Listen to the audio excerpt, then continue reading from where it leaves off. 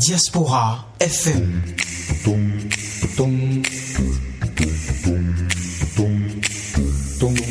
Diaspora FM, en direct de la Fondation Espace Afrique Civre de Glodibi, c'est le pied. Le point 7. Le point 7.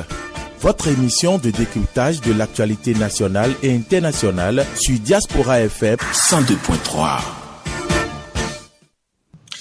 Bonjour à tous et bienvenue à votre émission Point 7 pour le compte de cette semaine. Nous sommes en train déjà de décompter cette année 2024. Le premier mois s'en va finir et aujourd'hui nous sommes vendredi.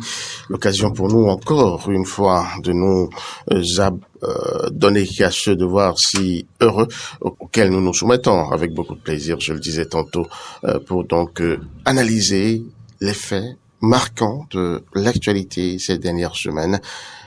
Cette semaine, nous avons été marqués par le décès d'un grand homme de culture, une grande plume s'en est allé, Jérôme Carlos, écrivain, chroniqueur, journaliste. Nous allons lui rendre hommage au cours de cette émission. Ensuite, le chef de l'État, le président Patrice Talon, fait montre d'une remarquable,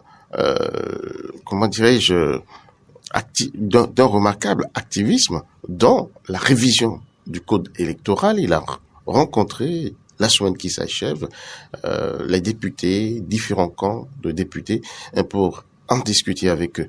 Alors, pour analyser tous ces faits, j'ai avec moi en studio Alphonse Moïsoulé, bonjour.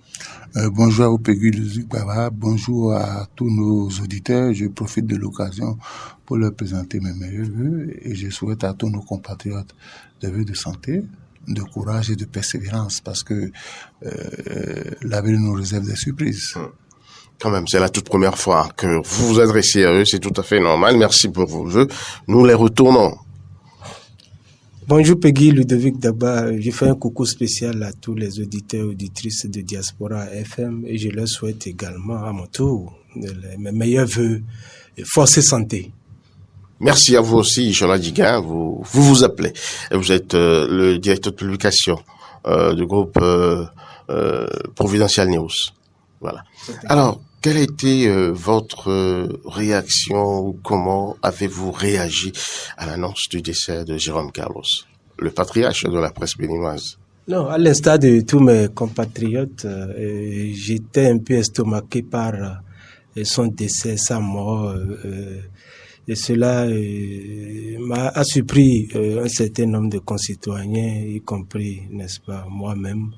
Et donc, il n'a pas été malade, à ce que je sache. On a été, n'est-ce pas, on a appris la nouvelle, comme ça, c'est tombé sur nos têtes un beau matin, et puis, et voilà. Donc, j'ai été surpris comme nombre de mes compatriotes. Et ce que je voudrais, n'est-ce pas, recommander à mes confrères, c'est de faire en sorte d'avoir plusieurs Jérôme Carlos, d'avoir des exemples comme Jérôme Carlos. Vous le savez, c'est un homme, un professionnel qui a de la vertu. C'est un professionnel, des professionnels, si je puis m'exprimer ainsi. C'est un homme plein de richesses, un homme école. C'est un homme, un exemple à suivre tout simplement, et je souhaiterais qu'on ait beaucoup d'autres Jérôme Carlos dans la presse, y compris même dans la vie courante, puisque, comme je l'ai dit, c'est une légende, c'est un exemple. Et donc, là où j'ai un peu d'appréhension, c'est par rapport à son héritage. Comment est-ce que cela géré? Et vous savez, c'est les Béninois ont cette habitude, c'est lorsque vous êtes présent qu'ils vous respectent et qu'ils font tout, n'est-ce pas, pour se prosterner et suivre vos directives. Mais dès que vous partez, il y a souvent de ces petits problèmes, de ces coques en jambes, de ces espèces de commérages en leur sein, et j'ai bien peur pour la pérennité de la maison, pour la pérennité, la gestion, la dimension managériale de l'héritage qu'il a laissé et qui est Cap FM. Au-delà, n'est-ce pas, de la structure qui s'occupe de la pensée positive. Donc j'ai bien peur et je m'interroge, n'est-ce pas, comme nombre de mes compatriotes d'ailleurs, pour savoir si l'héritage qu'il a laissé sera bien géré, sera, n'est-ce pas, pérennisé pour servir plusieurs d'autres personnes à ce que former beaucoup d'autres Jérôme Carlos. Donc, voilà un peu nous allons revenir tout à l'heure parce que vous posez là un vrai problème auquel les gens peuvent toujours trouver à dire et des gens vont nourrir peut-être des solutions par rapport à ce problème. Alphonse Moïse Soulé, Jérôme Carlos et vous, c'était quand même une grande amitié. Jérôme Carlos, vous savez, je l'admire beaucoup. Après TLF, le grand chroniqueur TLF qui est décédé, c'est le deuxième chroniqueur que j'aime le plus au Bénin parce que pour écrire la chronique, il faut avoir de la culture. Et quand on parle de Jérôme Carlos, on parle d'un homme de culture, on parle de l'humilité, on parle de la simplicité. Je me rappelle quand je suis rentré fraîchement de ma formation de journalisme de Dakar, je suis allé là-bas, je l'ai rencontré, j'ai déposé mon dossier, on a discuté un peu. Et c'est un monsieur il a quand même une certaine écoute attentive. En tout cas, il a marqué des générations, pas seulement les confrères, mais il a marqué beaucoup d'auditeurs parce que avec sa voix, quand il pose ses chroniques, vous vous retrouvez et puis vous enrichissez votre vocabulaire. Et je voudrais, à l'instar de mon confrère, dire ce qui est dommage ici au Bénin, c'est que quand des chroniqueurs décèdent, quand de grands journalistes décèdent, après la période des émotions, on les oublie. Et je crois qu'il faut moi je disais à quelqu'un hier, ce qui serait bien, c'est qu'on fasse une compilation, que ça soit audio ou en version papier, des chroniques de Jérôme Carlos. Ça va servir la génération montante, surtout les confrères qui veulent se lancer dans la rédaction des chroniques pour qu'ils sachent que pour être chroniqueur, il faut avoir de la culture. C'est l'élément fondamental. Donc, je voudrais que son héritage soit perpétué. Déjà au niveau de la radio, son fiston, j'ai déjà la radio, parce qu'à un moment donné, il a su déléguer le pouvoir. Il n'a pas fait comme certains. Il a su déléguer le pouvoir à son garçon qui faisait très bien le travail.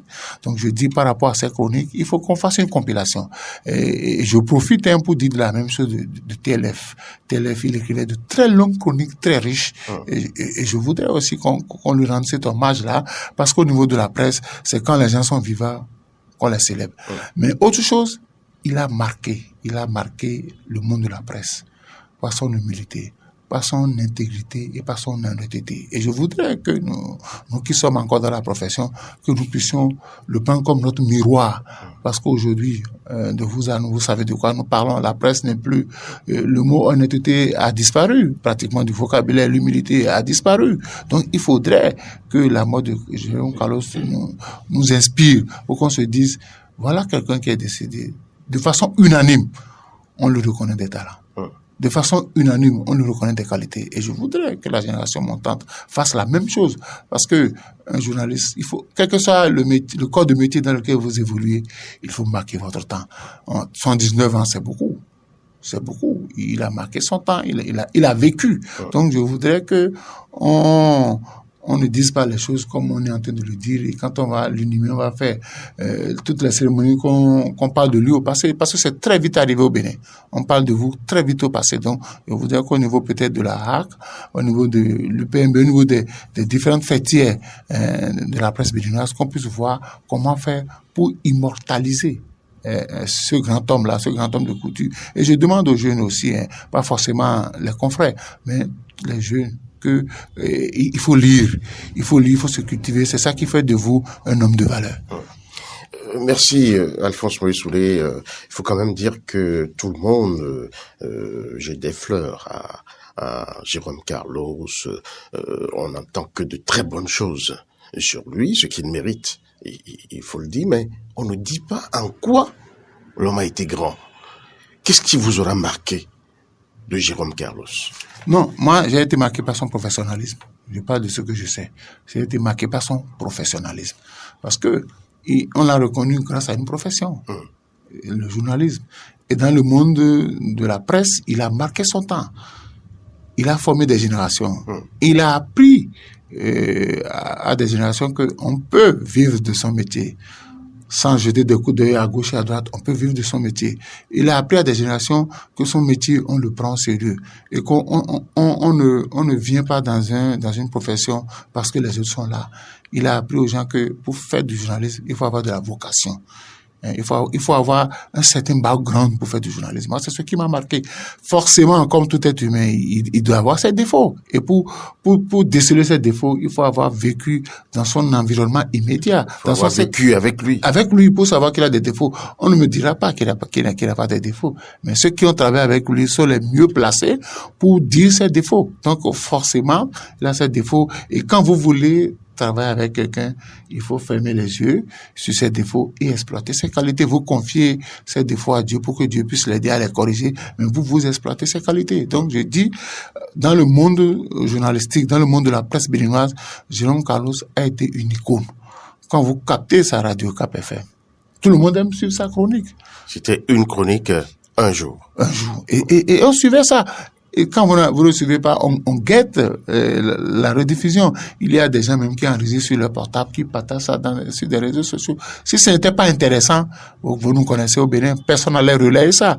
On va trouver que bon, il raconte sa vie. Mais chaque fois qu'il fait sa chronique, on y tire au moins une leçon. Donc je dis, c'est par rapport à ça que moi je l'apprécie. Sa vie privée, ça ne m'intéresse pas. Chacun a sa vie privée, chacun a ses défauts. Et le reste, bon, généralement quand quelqu'un meurt, on n'arrive pas à parler de ses défauts, mais on parle de ses qualités, ce qui peut profiter à tout le monde. Donc c'est de ça que moi je parle.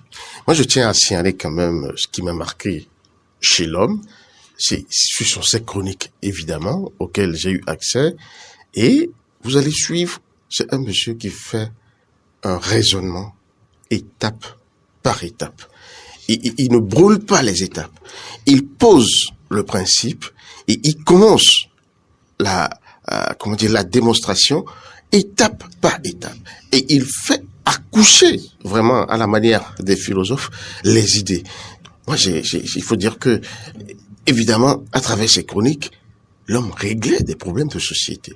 Il posait les problèmes de société et il essayait de donner, lui, ses solutions par rapport, en prenant bien évidemment soin de tenir compte d'un certain nombre de paramètres, des paramètres en présence. J'ai suivi l'homme qui avait fait des chroniques sur des situations incendiaires, des situations incandescentes au Bénin, qu'il a contribué notamment à apaiser par des mots. Et il y avait toujours un débat qui suivait avec les auditeurs qui interviennent pour donner un peu leur avis. Et il y avait aussi des invités en studio pour analyser ces chroniques-là. J'en profite pour faire un clin d'œil, notamment à nos confrères qui, ma foi, animaient ces émissions-là. Je veux citer peut-être Wilfried Akwaso, Lucien Dossou ou encore Philibert Abibou.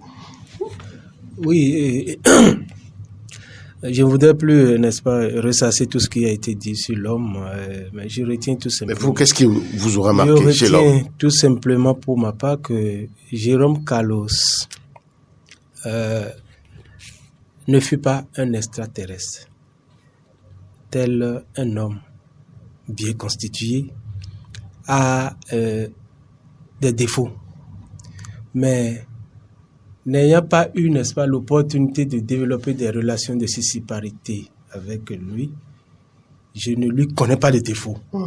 Seuls ses proches peuvent, n'est-ce pas, s'étaler sur cet aspect de la question. Maintenant, j'ai retenu, n'est-ce pas, de loin, un certain nombre de vertus de l'homme. Hormis les chroniques, j'ai appris qu'il est un homme humble, un véritable conciliateur, un véritable médiateur, un homme qui ne s'impose pas, quand bien même il développe, il donne des ordres, n'est-ce pas, des instructions à ses subalternes, il ne s'imposait pas, d'accord? Il le faisait de manière à, n'est-ce pas, à faire adhérer, n'est-ce pas, son personnel à sa décision. Puisque j'ai retenu, n'est-ce pas, un témoignage. Il y a un monsieur qui a dit, par exemple, que un jour qu'il était allé le voir. D'ailleurs, il a appelé, ne le connaissait ni Nadam ni Dev, mais il a appelé au téléphone, mais fort curieusement, qu'il a reçu. Et le jour-là, le problème qu'il a posé, la doléance qu'il a portée, n'est-ce pas, à son niveau, il a accepté, il dit, j'accepte. Considérez que c'est accepté. Mais permettez-moi de consulter mon personnel. Vous voyez? Donc, c'est un exemple. Il n'est pas comme les patrons qui s'imposent et qui, du jour au lendemain, cassent, n'est-ce pas, leur maison à travers leur manière condescendante de gérer leurs propres affaires.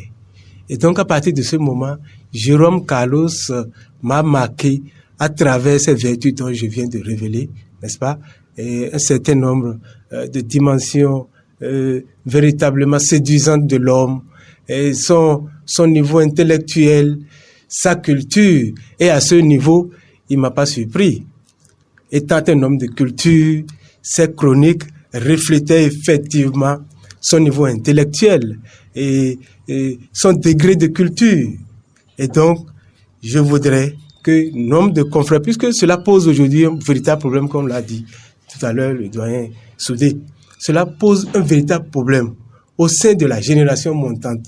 Les journalistes contemporains n'aiment pas se cultiver, ils n'aiment pas lire, ils ne font pas cet effort, n'est-ce pas, de se cultiver, ce qui transparaît nettement dans leur production.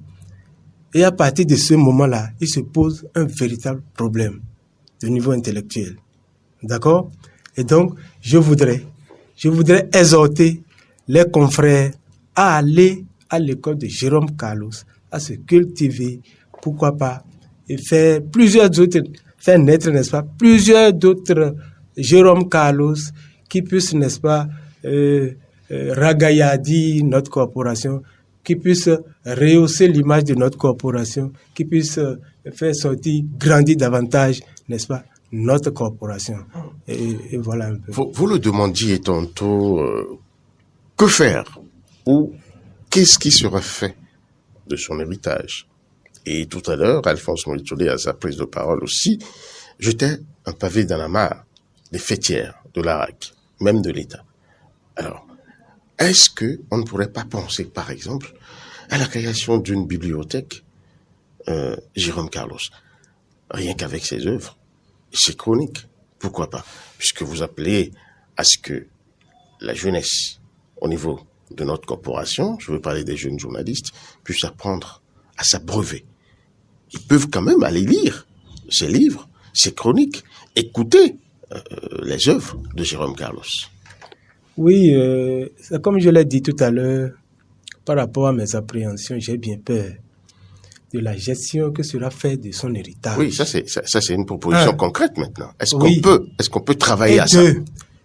Moi, particulièrement, je ne m'attends pas à ce que l'homme soit immortalisé par la HAC, encore moins par notre État. Pourquoi êtes-vous si pessimiste? Je suis pessimiste au regard de la manière dont nous gérons les choses dans notre pays, au regard, n'est-ce pas, de la manière dont nous nous comportons face à ce genre de situation.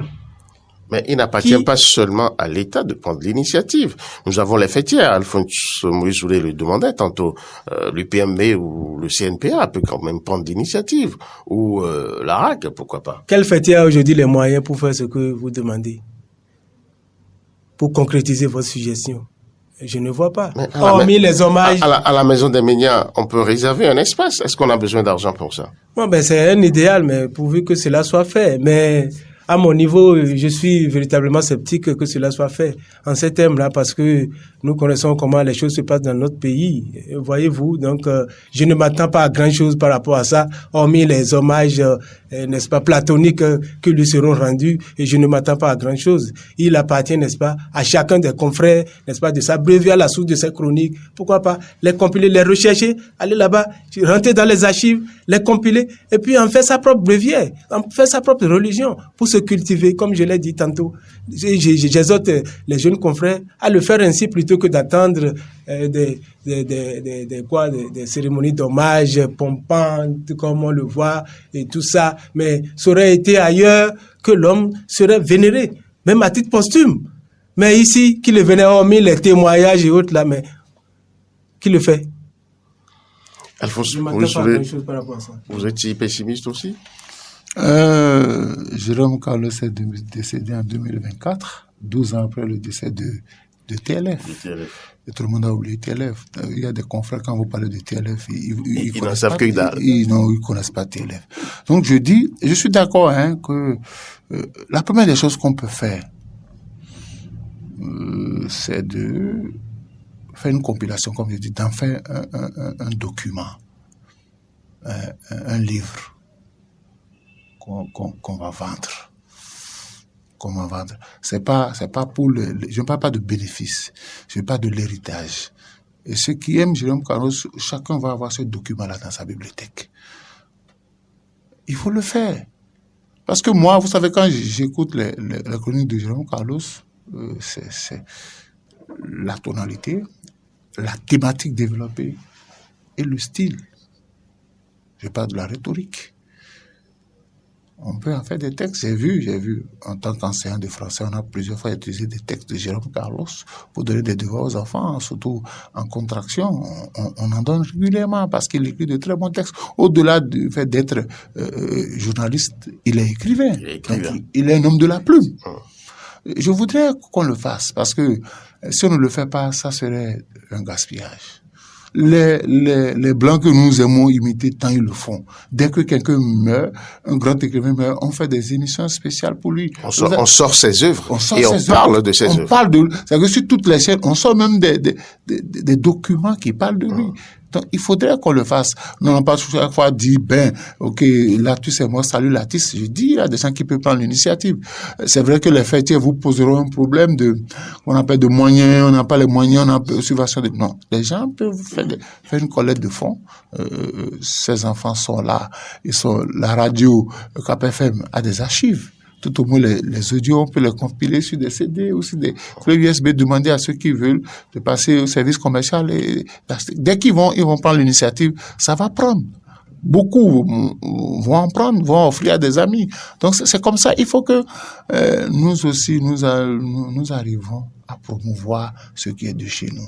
On va pas tout le temps. Un Christophe Barbier sur LCI, quand il fait ses chroniques, les Français aiment ça. Et tout le monde, tous les journalistes se réfèrent à lui. Pourquoi pas chez nous? Je dis, il faut qu'on commence par valoriser nos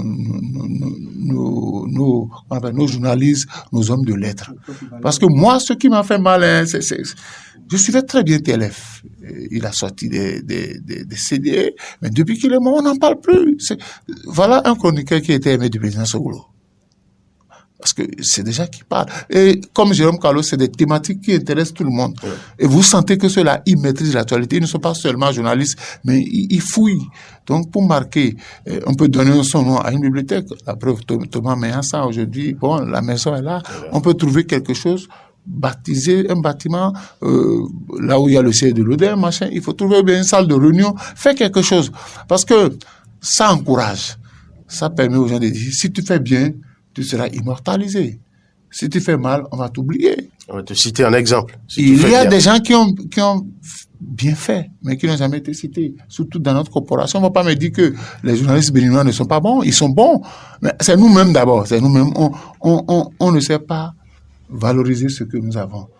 Les petites querelles de personnes, les guerres d'intérêt nous amènent à aborter les bonnes valeurs là tous. C'est pas bien. C'est vraiment pas bien. C'est l'occasion quand même pour nous de commencer vraiment par célébrer les valeurs, surtout ceux qui s'illustrent comme tels. On va clôturer un peu cette séquence de ce débat. Hommage à Jérôme Carlos, vos souhaits par exemple. Bon, c'est comme on l'a dit, à commencer par le dire tout à l'heure, le doyen Soudé, il faut que son nom soit immortalisé. Tout simplement, on peut déjà faire les compilations dont il a parlé, qu'il a suggéré. Oui, à part ces œuvres, à part, comment dirais-je, ces éléments dont on a parlé, qu'est-ce que vous auriez souhaité que peut-être on retienne de l'homme de culture, l'homme chroniqueur ou le journaliste professionnel, tout simplement? Pourquoi pas mettre toujours dans la même lancée que la structure qu'il a mise en place avec Thomas Boya sur la pensée positive? Pourquoi ne pas la transformer? par exemple, en une école de formation, baptisée carrément école Jérôme Carlos, je ne sais quoi. Bon, hein, c'est juste une proposition, je le dire ainsi. Mais voilà une initiative qui pourrait, n'est-ce pas, nous permettre de l'immortaliser. Donc, au-delà de cela, je ne vois pas autre chose. Hein. Au niveau des fêtières, je ne vois pas grand-chose. Ils vous poseront, comme on l'a dit, les problèmes de ressources, de la rareté de ressources, les problèmes de moyens, et puis patati patata, kiti konti, et puis, donc chien, veau, vache, couvé. Donc, à ce niveau-là, ne vous attendez pas à grand-chose. Donc, voilà ce qu'on peut faire dans l'immédiat pour à long terme et à court et moyen long terme. Donc, voilà ce que je pense. J'annonce aux auditeurs qu'en ce moment même où nous sommes en train d'enregistrer cette émission, ici à Cotonou, dans notre base de Cotonou, l'homme, l'illustre disparu, est en train d'être conduit à sa dernière demeure à Porto-Novo. Paix vraiment à son âme. Salut, doyen. Salut, doyen. Comme on le dit, ce n'est pas l'âge auquel on meurt qui importe, mais c'est ce qu'on a fait durant son existence qui importe. Vous pouvez mourir à 30 ans et avoir marqué l'humanité. Je voudrais... Jésus en est un exemple. Je voudrais... François Messan, oui. Francesco, comme on l'appelle. Il y a beaucoup. Chesco, c'est... Voilà quelqu'un qui a le verbe. Bon, écoutez, c'est ça notre défaut. On ne sait pas reconnaître à nos confrères, à nos proches, leur qualité à cause de nos petites querelles. Moi, je ne suis pas dans ce genre-là. Quand un confrère a beau être mon jeune frère, il est plus intelligent que moi, je le lui reconnais. C'est ça. Parce qu'à chacun, Dieu a donné un talent. Donc, il faudrait que CAP-FM prenne les premières initiatives pour immortaliser la mémoire du doyen. Il faut que CAP-FM prenne les premières initiatives. Elle sera accompagnée. C'est vrai que, il y a toujours des gens qui vont dire, il n'est pas le meilleur. Si d'autres veulent être comme lui, qu'ils apprennent d'abord à être honnêtes, qu'ils apprennent à être humbles, qu'ils se cultivent. C'est pas venir aligner les mots qui est la culture. Il faut être dense. En tout cas, pour moi, Jérôme Carlos, on a marqué beaucoup de Béninois, intellectuels, journalistes, écrivains. Ce qui est sûr, on parlera de lui. Puisque ses ouvrages sont là, on parlera de lui. Ses textes sont là, on parlera de lui. Il y a cette dimension internationale aussi. Mais oui. L'homme a été célébré. Vous savez, sur RFI, voilà en Côte d'Ivoire, au Sénégal. Toutes les fois que je le vois, je ne sais pas si j'ai vu une fois Jérôme Carlos en costume. Jamais. Je ne sais pas si je l'ai vu une fois en costume. Il sait promouvoir ce qui est de chez nous. Ça, c'est ça aussi l'homme. Donc, si les autres l'ont célébré, pourquoi pas nous? C'est nous d'abord, les autres après. Mais je constate que les autres d'abord, nous après. Malheureusement, nous les prophètes chez soi, mais lui au moins il est prophète. C'est le monde à la et nous le reconnaissons, sauf que c'est après son départ de ce monde, ce qui est regrettable. J'aurais bien souhaité une grande cérémonie d'hommage pendant qu'il était assis là dans son fauteuil. Une bonne reconnaissance nationale, pourquoi pas. Ben bon. On va vous souhaiter, cher doyen, Jérôme Carlos, que le voyage continue et aboutisse. Paix à votre âme. Revenons maintenant pour la deuxième partie de cette émission, parce que nous savons si bien faire, analyser l'actualité politique. Et cette semaine, il y en a eu. Le chef de l'État, le président Patrice Talon, qui, depuis un moment, fait montre d'un remarquable activisme dans la révision du code électoral. Je le dis parce que on le voit, on va dire, se prononcer sur la question. C'était sur l'émission avec nos confrères de l'ORTB. Ensuite, on l'a vu recevoir, les députés du Parti des démocrates. Ensuite, les députés du bloc républicain et de l'Union progressiste, le Renouveau. Alphonse Moïse Soulé, comment analysez-vous tout ça? Comment voyez-vous cette implication active du chef de l'État dans ce qui devrait relever normalement du giron des députés, parce que c'est le code électoral et c'est à l'Assemblée nationale que cela se fait? Moi, parfois, je regarde et je souris, parce que j'ai déjà dit plusieurs fois que ça soit la charte des partis politiques, que ça soit le code électoral, tout ce qui entre, tous les textes qui entrent dans l'organisation des textes, nous les avons déjà éprouvés. Nous les avons déjà éprouvés depuis 2019. Et nous avons vu qu'il y a des textes qui ont posé problème. Et j'ai toujours dit, quand on a installé la 9e législature, qui vous souvenez dans votre micro ici, j'ai dit, leur première mission, c'est de procéder au toilettage des textes qui régissent les élections. Parce que c'est des textes qui ont créé des problèmes depuis 2019. Ben, les députés n'ont pas pris l'initiative. Ils ont reçu l'injonction de la Cour constitutionnelle. Et le chef de l'État a profité de l'occasion, parce que, qu'on le veuille ou non, il partira en 2026. Mais comment analysez-vous, comment percevez-vous cette injonction de la Cour constitutionnelle? D'où c'est venu? Pourquoi la Cour constitutionnelle s'est-elle sentie le devoir de faire cette injonction? Chers confrères, si vous refusez de balayer devant votre maison et que la salissure se trouvant devant votre maison embête le voisin, il vous fera injonction ou il va appeler la police sanitaire pour qu'on vienne vous interpeller. C'est comme ça. Les députés n'ont pas voulu prendre leurs responsabilités. Et j'ai dit, il faut pas attendre 2025 pour commencer par toucher au test. C'est ça qu'on s'est fait le mieux au Bénin ici. On attend les derniers moments. La dernière minute. Pour commencer par crier. Maintenant, la Cour constitutionnelle a donné l'injonction. Et c'est vrai, quand vous lisez un peu le code électoral, parce que les dates sont très précises, hein, que ce soit l'élection couplée législative municipale, la date elle est bien connue.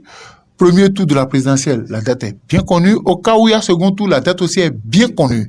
Mais on s'est rendu compte qu'il y a problème. Parce que ce sont les députés de la 9e qui seront obligés de parrainer le président de 2026. Donc, la Cour a demandé qu'on puisse revoir cela. Et le chef de l'État, moi j'appelle ça concertation. Parce que le parti Les Démocrates, dans la révision de la Constitution, constitue la minorité de blocage. S'ils ne sont pas d'accord, ça ne passe pas. Et j'ai dit, si nous ne savons pas, parce que, écoutez, ne me dites pas que c'est seulement ce seul article-là que les gens vont toucher au niveau du code électoral. Attention, on est en politique. On va profiter de cette injonction de la Cour-là pour toucher à d'autres articles. Et s'il y a des articles auxquels il faut pas toucher, parce que si on y touche, il faut donner un coup de pied à la Constitution, comme je le dis. Donc c'est grand. Je me suis amusé à jeter un coup d'œil sur le code. Il y a beaucoup d'articles qui sont là, qu'on n'applique même pas. On en dit, si vous êtes agent permanent de l'État, vous avez des postes de responsabilité, vous ne devez pas utiliser les moyens de l'État pour faire campagne. On le fait. On ne devez pas faire campagne sur vos lieux de travail. On le fait. Les gens le font. Il y a beaucoup d'articles qu'il faut revoir. Il y a des maires, il y a des chefs quartiers qui interdisent des métiers. Le code l'interdit. Donc il y a beaucoup de choses. Il faut que ça soit un travail collégial, un travail fait par consensus. Parce que si on doit toucher à la Constitution, niet. De 2019 à 2024, est-ce qu'on a déjà évalué la nouvelle Constitution? On te dira que ce n'est pas une nouvelle Constitution. La Constitution révisée, qui a été révisée nuitamment. Rien ne se fait de bon la nuit. La nuit, c'est pour dormir, c'est pas pour réfléchir. Donc, je dis, le chef de l'État se fait des concertations pour que la révision du code électoral soit de façon consensuelle. Parce que lui, il a une idée de sauvegarder ses acquis. Les réformes opérées sous son magistère doivent être conservées après son départ. Donc, il cherche le joker à même de lui garantir cela. Il ne va pas partir. Que vous souvenez, quand on est venu en 2016, quand le régime est venu, il y a beaucoup de décrets signés par Bouniaï qu'on a annulés. On craint que cela ne se reproduise en 2026, 10 ans après. On craint. Donc, il faut trouver le candidat à même de préserver les réformes et les acquis du régime de la rupture. Donc, il faut que il y ait concertation, règlement, dialogue, une forme de dialogue qui permettrait aux hommes politiques. Parce que toute révision va s'opérer, qu'on appelle à l'Assemblée nationale. Mais cela ne veut pas dire qu'il faut exclure les sachants. Les députés ne sont pas des sachants. Il y a des députés qui ne savent pas lire les textes. Je ne fais pas un affront, et je l'ai toujours dit. Donc, oui, c'est la même Constitution qui a demandé qu'on ne lise pas seulement ceux qui savent lire et écrire comme députés. Donc, c'est le Bénin entier qui est à l'Assemblée nationale. Pour parler de textes, de codes, il y a les spécialistes du droit. Il faut les inviter. Les députés ne sont pas spécialistes du droit. Donc, il faut associer les sachants au travail. Si on n'associe pas les sachants, ils feront un travail politique. Or, le droit, c'est un travail scientifique il est d'abord scientifique avant d'être politique. Donc, il faut associer tout le monde. Ce n'est pas seulement l'UPR, le BR, qu'on appelle les démocrates. Il y a des gens qui ne font pas de la politique, mais qui sont des sachants. Donc, je voudrais qu'on fasse un séminaire pour expliquer aux gens les tenants, les aboutissants du code électoral. Parce que si je ne sais pas comment le code fonctionne, les articles sont liés. Quand vous lisez le texte, les articles sont liés. Et on va vous dire, si vous déplacez une virgule là-bas, c'est que l'article d'avant, il faut ajouter un point. On connaît ça. Ishola Djiguin, vous avez suivi les échanges, les démocrates, juste après leur rencontre avec le chef de l'État, ont donné un point de presse pour rendre compte aux militants, ont-ils dit, et aux populations de ce qui a été dit. Ils ont promis revenir au chef de l'État après avoir discuté avec le président Bonigaï. Qu'est-ce qui fait courir tant le chef de l'État? Qu'est-ce qui fait courir tant un certain nombre d'acteurs politiques, surtout de la mouvance présidentielle? L'expérience a montré que lorsque vous voulez, n'est-ce pas, être plus intelligent que tous les autres, vous voulez être plus rusé que tous les autres, il y a, n'est-ce pas, de ces petits aspects, des choses qui vous échappent. Et nous y voilà. Maintenant que le chef de l'État s'est senti coincé avec sa majorité présidentielle par rapport... Il a été coincé comment?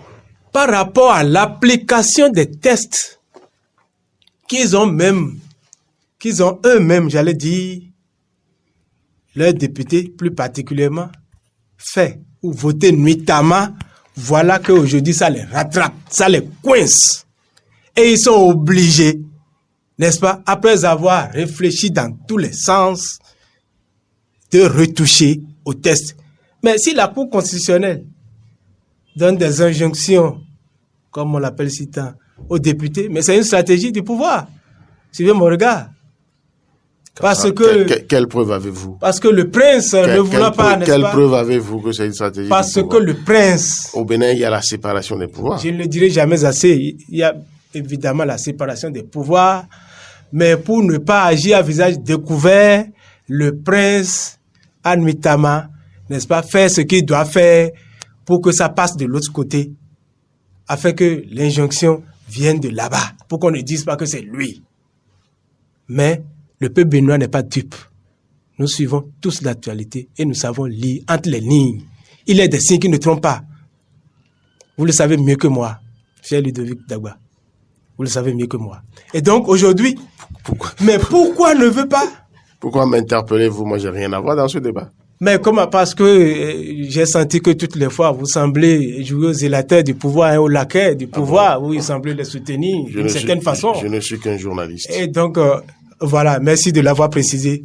Et donc, aujourd'hui, eux-mêmes, pourquoi ils ne veulent pas continuer par appliquer le même test, les mêmes réformes, sur, n'est-ce pas, lesquelles le peuple béninois a attiré leur attention par rapport à un certain nombre de cueils qui pourraient, n'est-ce pas, nous conduire dans la falaise.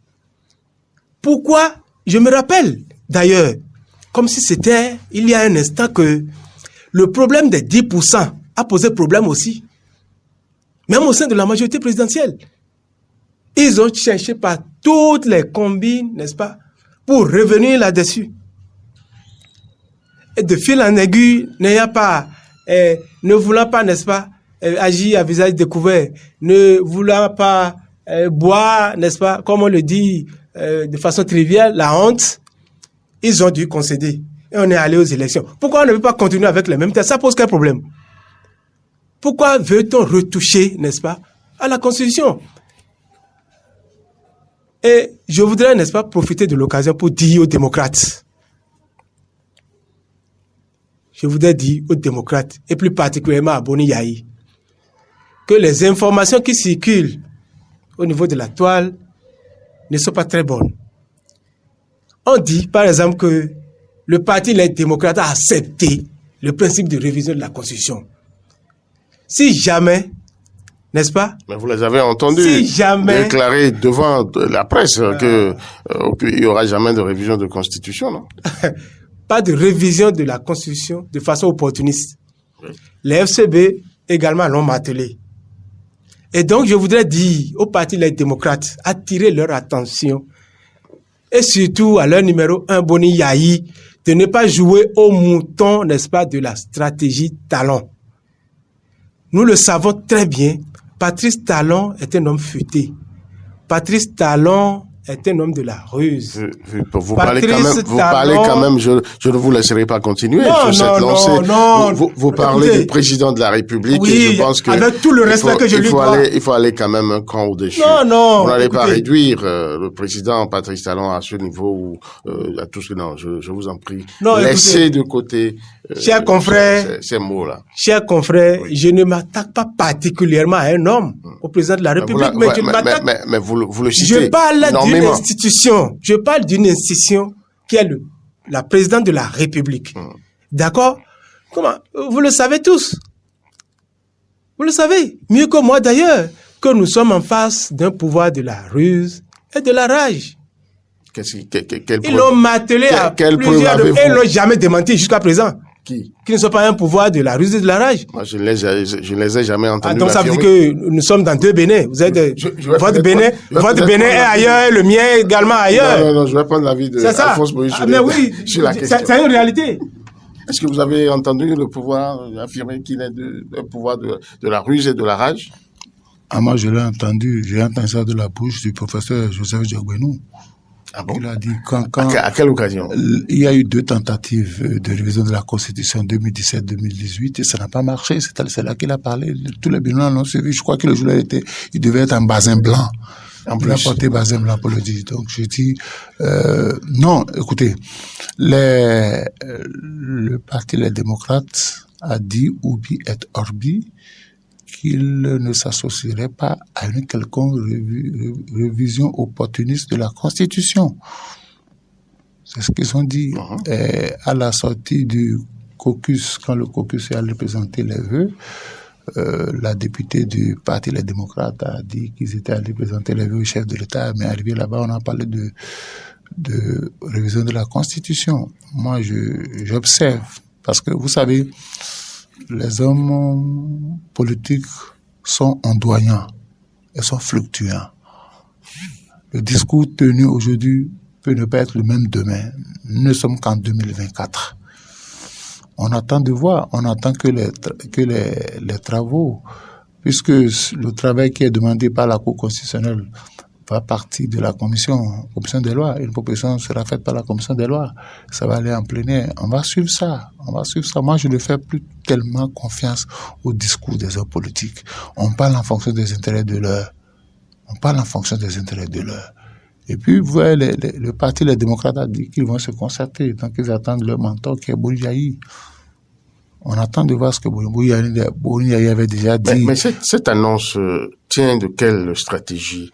Vous allez devant le chef de l'État, il vous pose un problème et vous dites non. Non, ils ont retourner voir notre président. Ils ont dit, pour ce que j'ai entendu, qu'ils n'avaient pas réfléchi à la question avant d'aller au palais, puisqu'ils ne connaissaient pas exactement ce dont ils voulaient parler avec le chef de l'État.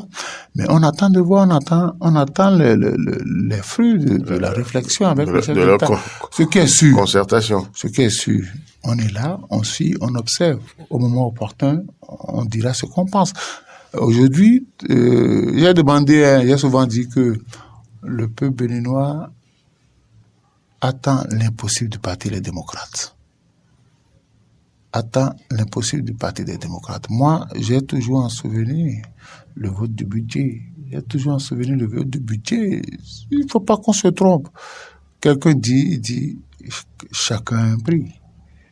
Et quand on voit le vote du budget, l'honorable Ahossi a voté en faveur du budget.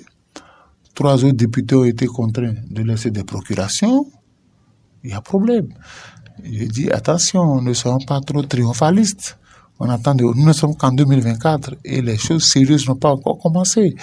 Vous savez, j'ai ouï dire qu'on va mettre dans le code électoral que désormais les parrainages seront co-signés par les responsables des partis politiques. Il y en a 4, hein, l'UPR, le BR, la FCBE et les démocrates. Donc ça, il y a déjà des problèmes. Mais ce sera pour quoi? Pour éviter quoi? Si jamais c'était comme ça. Qu'ils vous souviennent, en 2021, vous avez vu l'épisode Madougou, tout ce qui a été dit par rapport au parrainage. Vous avez suivi l'affaire Soui, qui a dit devant tout le monde qu'il ne sait même pas à qui on a donné son parrainage. C'est pas moi qui l'ai dit. Beaucoup de députés se sont plaints. Beaucoup de maires se sont plaints. Pourtant, on avait demandé à chaque élu de descendre, d'aller récupérer personnellement son parrainage. Et devant la télévision nationale, chacun allait retirer. Et on a filmé, on a vu les images.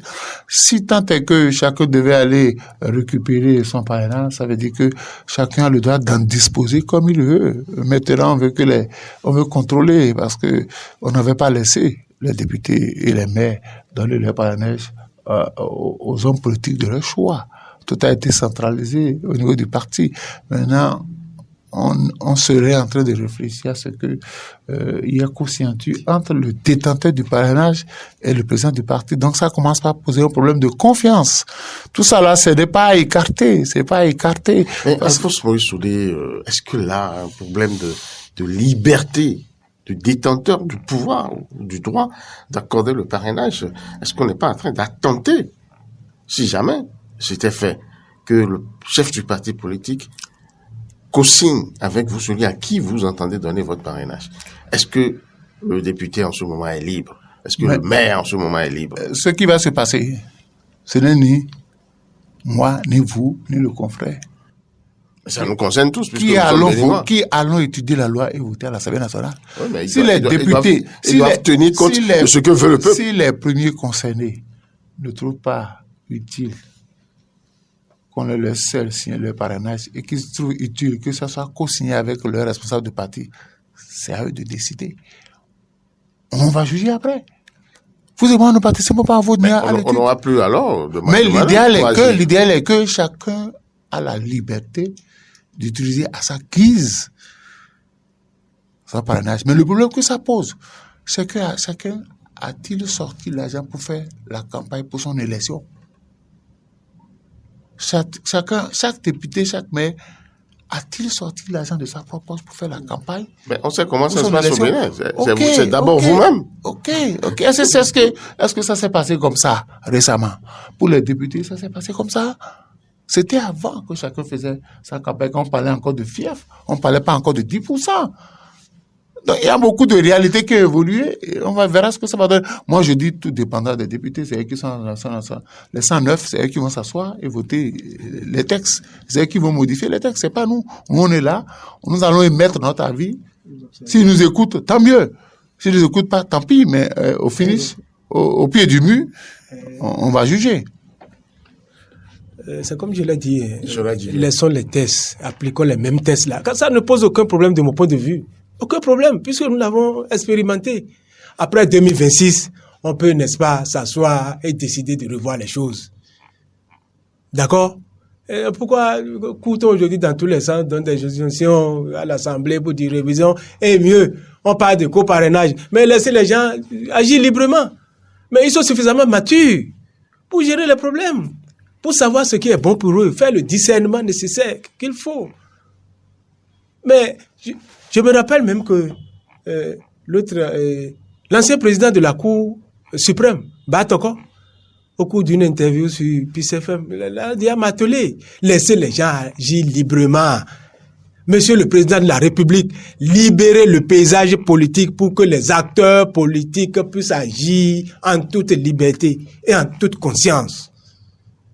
Mais pourquoi fait-on tout ça?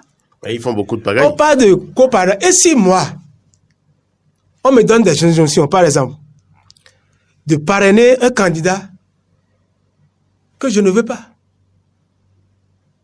Comment va-t-on gérer ça en ce moment?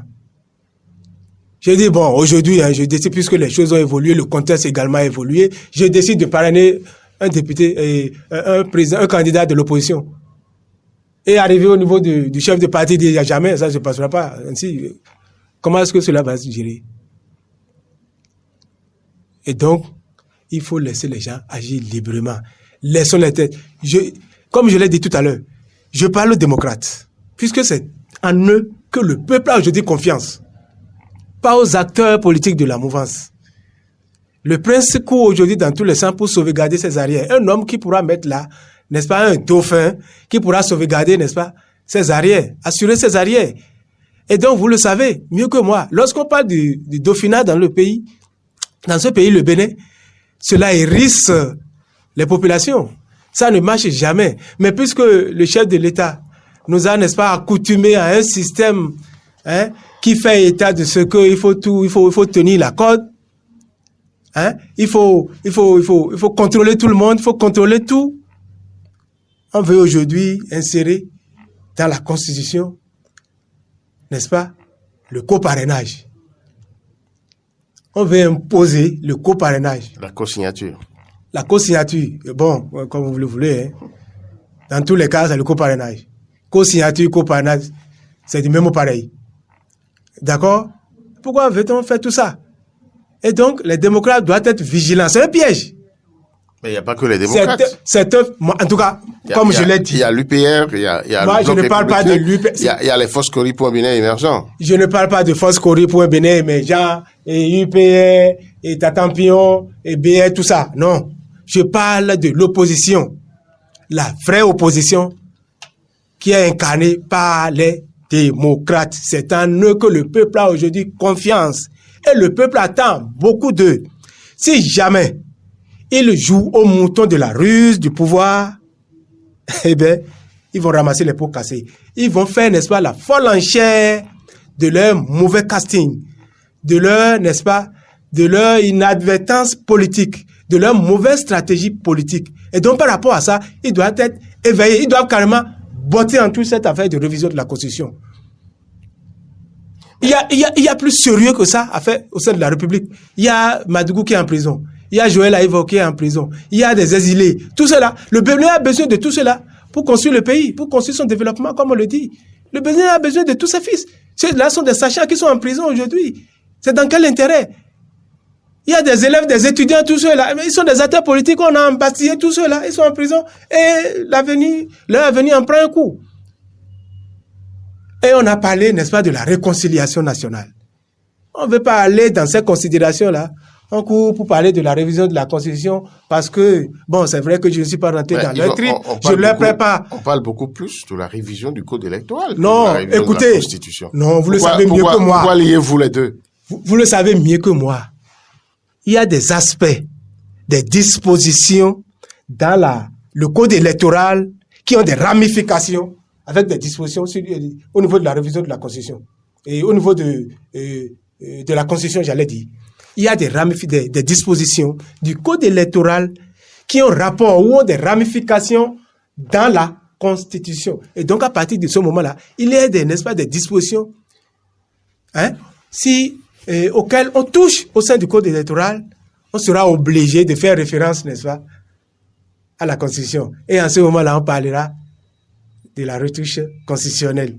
Et donc, à ce niveau-là, il y a un véritable piège. Et si on nous a, n'est-ce pas, accoutumés, n'est-ce pas, à des systèmes où nuitamment on fait les choses, on n'associe pas les sachants, on essaye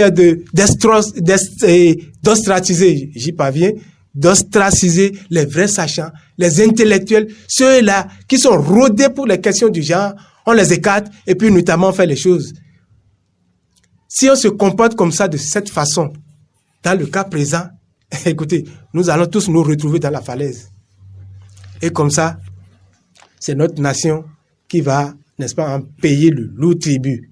Et donc, parce que je ne voudrais pas que nous allions, n'est-ce pas, dans ce sens, que nous ne foncions pas tête baissée, que nous ne foncions pas droit dans le mur, j'appelle les démocrates à être vigilants. Vigilants. parce qu'il constitue, comme l'a dit le doyen Soudé, il constitue une minorité de blocage. Et aujourd'hui, on leur fait la cour, n'est-ce pas? Si jamais ils tombent dans le piège, et voilà, ils vont payer. Que leur conseillez-vous alors? De refuser carrément la révision de la Constitution. Encore moins le code électoral. Reviser tout.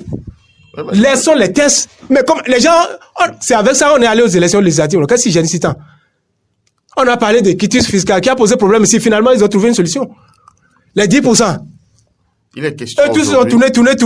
On a respecté. Et aujourd'hui, nous en sommes là, non? Il est question aujourd'hui de voir est-ce que c'est les actuels députés qui vont parrainer la candidature de la présidentielle pour 2026 ou ce sont les députés qui seront élus en 2026. C'est la problématique. Le doyen Soudé l'a déjà souligné. C'est clair, les dates sont claires.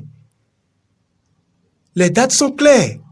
Et donc, à partir de ce moment-là, il n'y a pas opportunité de révision constitutionnelle. Il n'y a pas opportunité de révision du code électoral non plus. Allons-y avec ça. 10%, ça ne pose plus de problème. Allons-y. On est déjà habitués. Quitus fiscal, pareil. Parrainage, allons-y. Pourquoi veut-on aujourd'hui subodorer, n'est-ce pas, le parrainage d'un député, n'est-ce pas, à l'avis ou à l'opinion du chef de parti? Allons-y. Non, laissons ça. Après 2026, on va revoir tout ça. C'est ce à quoi j'appelle les partis de l'opposition. La vraie opposition incarnée par les démocrates. Et que Boni Yahi ne joue pas. Je le répète, et je ne le dirai jamais assez. D'accord? J'insiste, je persiste. Et je dis à Boni Yahi de ne pas jouer au mouton de la ruse du pouvoir actuel. De ne pas tomber dans le piège du pouvoir actuel. Sinon, il sera responsable devant l'histoire et devant le peuple souverain. D'accord.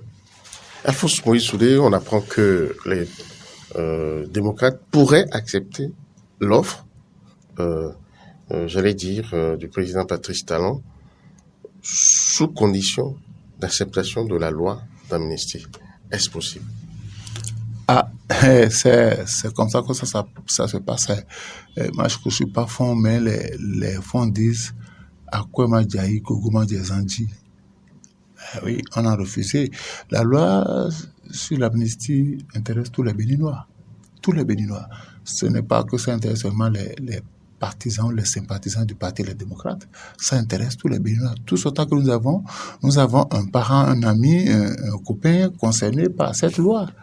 Donc j'ai dit la dernière fois que ce qu'on reprocherait au Parti démocrate, c'est d'avoir pris seul l'initiative d'introduire cette loi. On en a déjà parlé, et puis beaucoup de députés ont déploré ça pour dire une revue. Mais vous pensez que la mouvance prendra un jour l'initiative de cette loi-là? Il faut forcément, il faut que l'initiative vienne de quelqu'un. Et quand la loi concerne tout le monde, bon, on n'aurait pas, parce que on ne vous a pas donné parce que les députés de l'opposition auraient voté contre le budget, on a refusé de faire passer depuis la commission des lois. La réponse du berger à la bergère. Mais oui, c'est comme ça que ça se passe. J'ai dit une chose, moi, au-delà de tout, ce qui sera difficile, ils sont en train de voir déjà les difficultés. Je vais vous donner un simple. D'abord, les 109 députés là, s'ils n'étaient pas reconduits en 2026, et que c'est eux qui devaient donner les parrainages, ça va devenir difficile. Hein? Ah oui, ça va devenir difficile. Parce que si vous ne me positionnez pas, et que les tests prévoient que ça soit moi qui parraine votre dauphin ou je ne sais pas, votre candidat, je ne le ferai pas. Il faut subir. Et ce qui est bizarre, vous voyez, la 8e législature nous a fait trop de mal. La loi de juillet 2020. Encore une minute. La loi de juillet 2020, on a dit, après avoir exercé votre métier pendant 20 ans, les forces de sécurité et de défense peuvent aller à la retraite, c'est la 8e législature.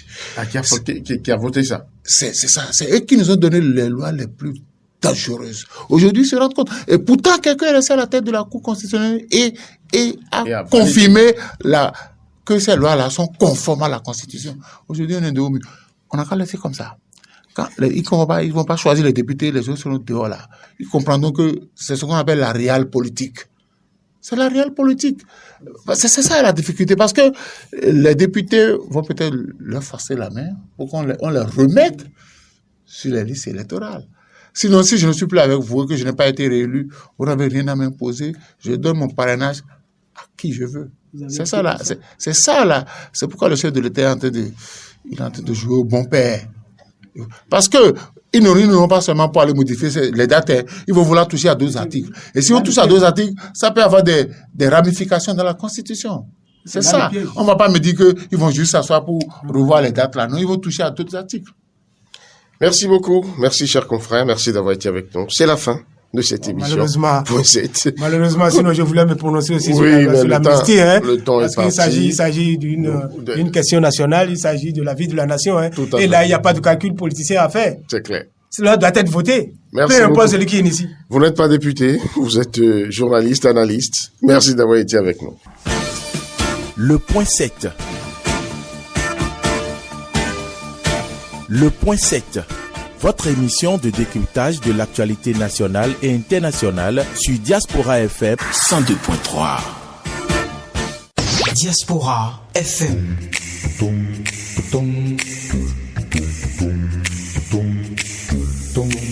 Diaspora FM, en direct de la Fondation Espace Afrique Civre de Glody, c'est le pied.